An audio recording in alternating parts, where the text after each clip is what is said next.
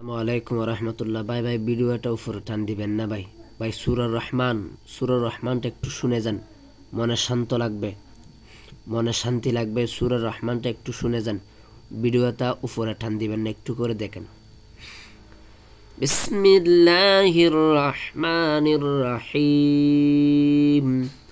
আর রহমান আল্লামাল কুরআন خلق الإنسان علمه البيان الشمس والقمر بحسبان والنجم والشجر يسجدان والسماء رفعها ووضع الميزان ألا تطغوا في الميزان وأقيموا الوزن بالقسط ولا تخسروا الميزان والأرض وضعها للأنام فيها فاكهة والنحل ذات الأكمام والحب ذو العصف والريحان فبأي آلاء